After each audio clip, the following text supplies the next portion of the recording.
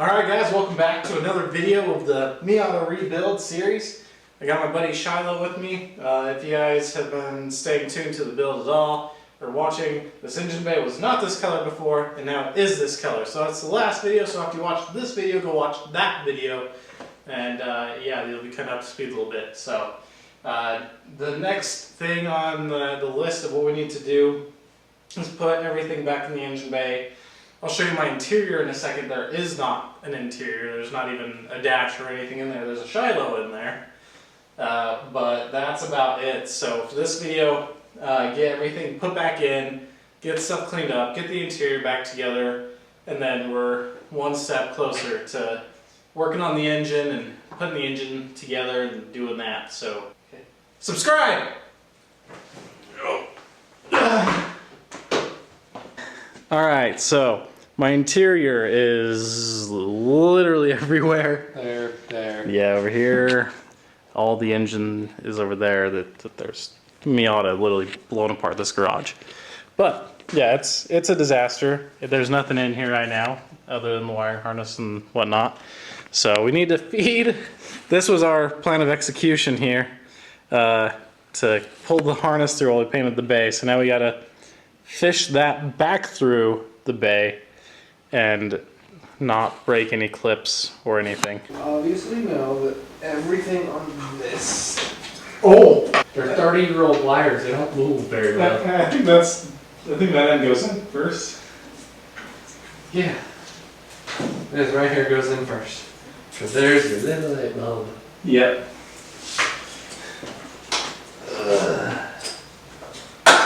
Yeah, so just put it in the hole and I'll grab it. There we go. Spin on first. Oh, yeah.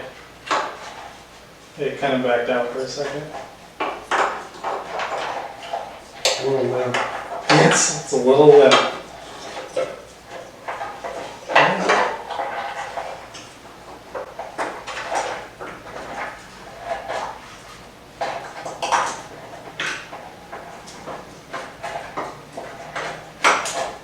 Oh, it's a big one. Okay. Oh, okay. Don't you go scratching my paint now. I know it. Oh, it's getting thicker. Oh, just wait. Oh, wow, there's 3? Okay, I didn't know you could fit 3 in there.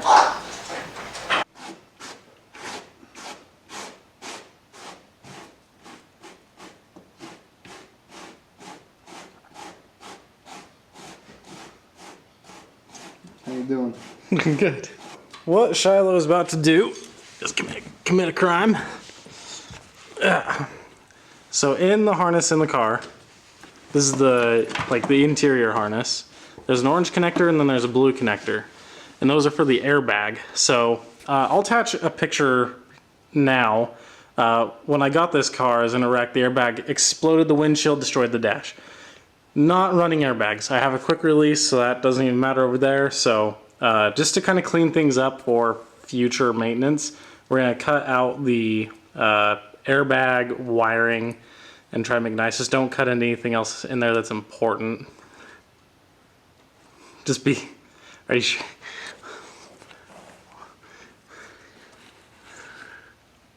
And then not the... Okay, well that's done. And the orange one.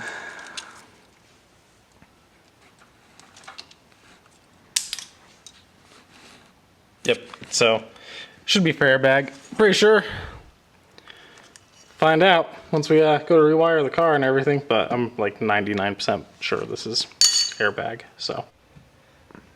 Alright. Okay. Alright guys, not sure if you can see me too well, but I'm just putting the brake booster back together. We're reassembling everything in the engine bay. You have to get kind of creative in the positions when you're under the dash. It's really hard to get to some nuts, but we got that.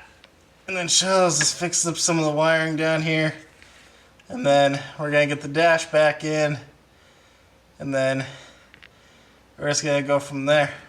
Also, I just realized too, guys, it's been 1 month of progress. on the Miata, so that's kind of exciting.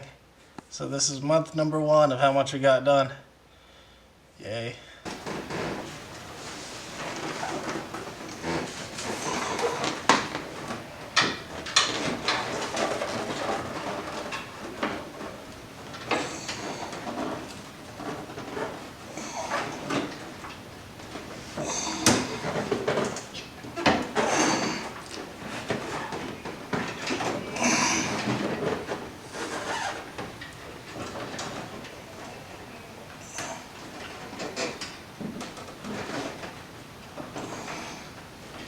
I think it's your side that needs to.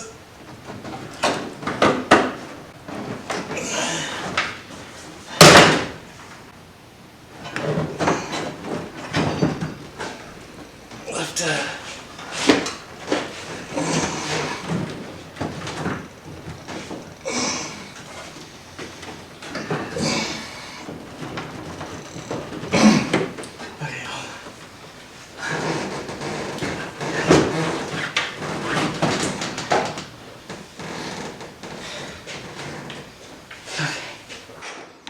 Alrighty folks, so the dash is in.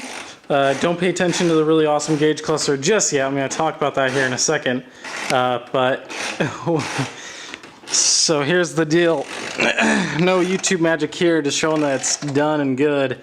Got the whole dash in, bolted up, steering column, the whole kit and caboodle. We're putting the tombstone in, and there's a connector right here. And I don't know if you're gonna see it. You might see it. It's that guy right there, that little yellow one. It's pinched behind the HVAC unit. And now I have to take the dash out to pull it out. So everything that we just spent a couple hours doing, we have to undo. We're gonna try to just loosen all the bolts and see if we can just shimmy it and pull it out that way. Hopefully we'll get lucky. But yeah, that's just the reality of working on cars, I guess. I told Shiloh to make sure that he moved that connector, but Nope. yeah. Nope. Yep. I told you 5 hours ago. Shiloh's at home right now. It's you know, like it's Christmas Eve, so time's tight right now. But I got the center console back in. I'm about to put the seats back in. I got the seat belt over here, all bolted back up. Still need to get the column, shroud cover, yeah, that thing on. The center console, I just have one bolt in right now, so it's not completely flush because we're gonna obviously have to take that off again when we put the transmission back in. But I'm gonna throw this seat back in, that seat, and get that on.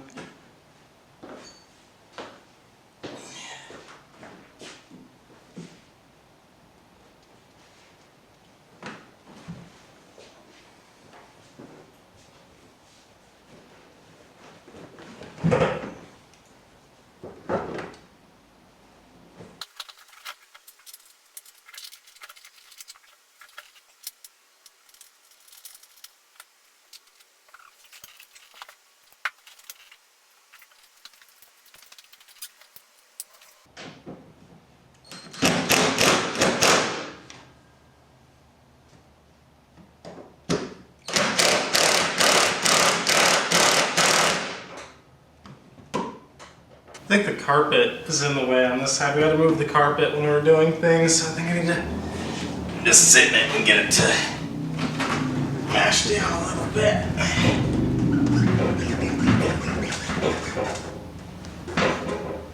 I weigh like 100 pounds, so I don't think this is doing anything.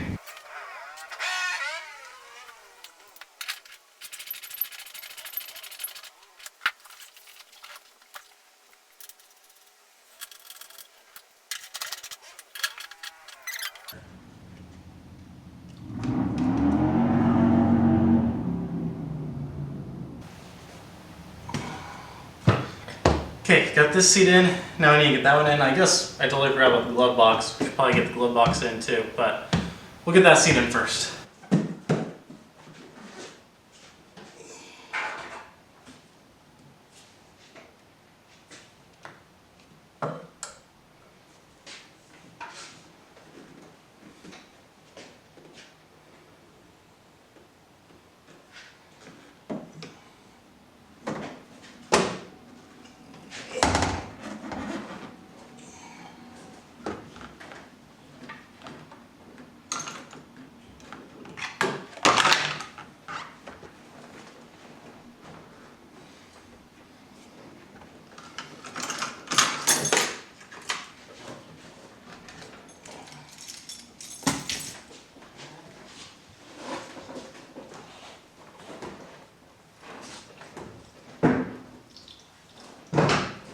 Now if you guys remember, I made a video on custom making the rails for this seat to retain the OEM slide function still, using the OEM sliders with some Sparco brackets. So if you want to see that video, I'll put it up somewhere over here, but really good cheap way to make a bucket seat slide in Miata.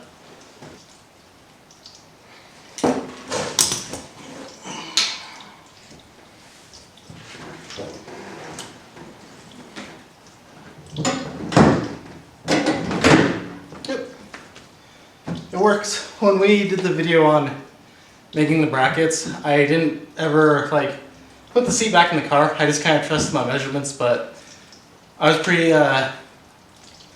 positive that my measurements were correct, and they were. So that's good. The seat sits pretty straight too, so that's good. Still probably gonna hit the door, but that happens with bucket seats in a Miata. So we got the seats in. You get the glove box in. This underneath little kick panel thing here, and the little cover here. Alright, well our interior is all back together, other than the kick panel underneath the dash. Still need to do some wiring under there, so besides that, that's that. But everything is back in, looking good. The new cluster is in, and I love it so much. I really do. My old cluster is just the stock cluster, and on the whatever model this is, it's like a base model. It didn't have AC, it didn't have anything in it. So the gauge cluster was really just boring. It didn't have like the silver ring that some models have. So I'm pretty happy to have that cluster in there. I think it looks great, but I've got everything put back in, cleaned up. If you noticed, I don't have my cloth top in here or even the frame for it. I have a hard top right there. I hard mount it to the car. I never run it without it, and the days I do, I can just take the hard top off. So let's wait. And then there's my buddy right there, Squirrely Dan. I'm gonna Velcro him, have him come with me to the track. Cool little buddy. But that's everything that we've got in here so far. It's looking fantastic. The car's really coming along, especially with the new bay as well. And with the new parts coming, the interior's back together, so really I think it's gonna start coming down to putting the engine back together. I know there's rust on the quarters, we need to do that too, so that might come in between working on the engine, but we're close to getting everything back in the car, which is fantastic. We decided to deadline April, but you know, have all of March. So we got about 3 months to get the car running again, which is kind of scary, but I think we can do it. Just staying positive and just keep working and pushing and keep making the videos, of course, is helping me out a lot. So yeah, guys, subscribe, please. I can't ask any more times. I want to keep bombarding you guys. If you like content, that's awesome. I'm doing this just to motivate myself to build my car. So that's it for this one, guys. Thanks.